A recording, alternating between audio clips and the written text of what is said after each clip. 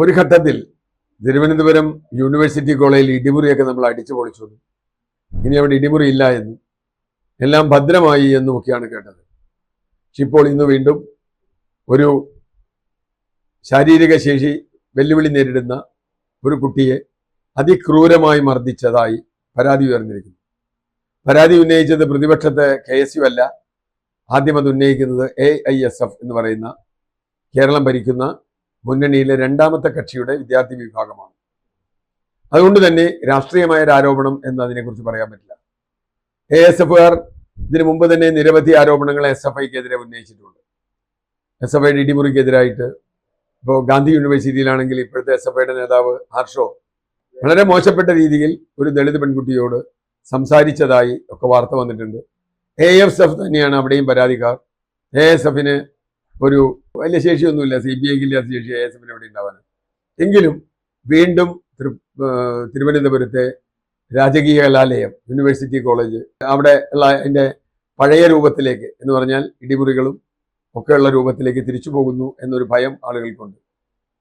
ചാലാക്കമ്പോളത്തിൽ നിന്നോ അല്ലെങ്കിൽ പാളയം മാർക്കറ്റിൽ നിന്നോ ഗുണ്ടകൾ ഇറങ്ങി പലപ്പോഴും അവിടെ വിദ്യാർത്ഥികളെ കൈകാര്യം ചെയ്ത മുൻകാല ചരിത്രങ്ങളൊക്കെ നമ്മൾ കേട്ടിട്ടുണ്ട്. ശാരീരികമായി വെല്ലുവിളി നേരിടുന്ന ഒരു കുട്ടിക്കെതിരെ ഇങ്ങനെ ഒരു അതിക്രമം നടന്നിട്ട് അത് അന്വേഷിക്കാനോ വേണ്ട രീതിയിൽ പ്രവർത്തിക്കാനോ തിരുവനന്തപുരത്തുള്ള CPM നേതാക്കന്മാരാരും തയ്യാറായില്ല.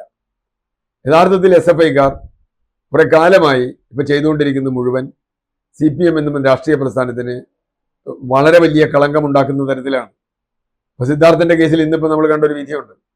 വയനാട് പൂക്കോട് കോളേജിലെ സിദ്ധാർത്ഥന്റെ കേസിലെ പ്രതികളെയൊക്കെ ജാമ്യത്തിൽ വിട്ടു. ഒരു പ്രതിയില്ല, ഇപ്പൊ എല്ലാവരും പുറത്തായി. ഇപ്പൊ സിദ്ധാർത്ഥിനൊപ്പമാണ് ഞങ്ങൾ എന്നൊക്കെ പറഞ്ഞ കേസിൽ ഇപ്പൊ പ്രതികളൊക്കെ ഒപ്പമാണ് സർക്കാർ എല്ലാ കേസിലും. അതിപ്പോ നവീൻ ബാബുവിന്റെ കേസിലും നമ്മൾ അത് കണ്ടതാണ്. CBI അന്വേഷണം വേണ്ട എന്ന് വാദിക്കുന്നത് കേരള സർക്കാരാണ്. അത് കോടതിയിൽ നിൽക്കുകയാണ്, കോടതി എന്താ വെച്ചാൽ തീരുമാനിക്കട്ടെ. പക്ഷെ ഇവിടെ ASF പോലൊരു സംഘടനയ്ക്ക് പോലും SFIയെ സഹിക്കാൻ പറ്റുന്നില്ല എങ്കിൽ SFI എത്രത്തോളം ക്രൂരമായിട്ടാണ് പെരുമാറുന്നത്. അത് SFIയിലൊരു കുറെ കൊല്ലം പ്രവർത്തിച്ച ഒരാളാണ് ഞാൻ. ഒരു കാലത്തും മറ്റുള്ള കുട്ടികളെ ഇതുപോലെ ഉപദ്രവിച്ചുകൊണ്ടല്ല. SFIക്കാരെ അടി മേടിച്ചിട്ടുണ്ട് ഒരുപാട് ഞങ്ങളുടെ കാലം. SFIക്കാരെ അങ്ങോട്ട് അടിച്ചിട്ടില്ല, അടിക്കുന്നതിനേക്കാൾ കൂടുതൽ ഇങ്ങോട്ട് അടി നല്ലോണം കിട്ടിയിട്ടുണ്ട്.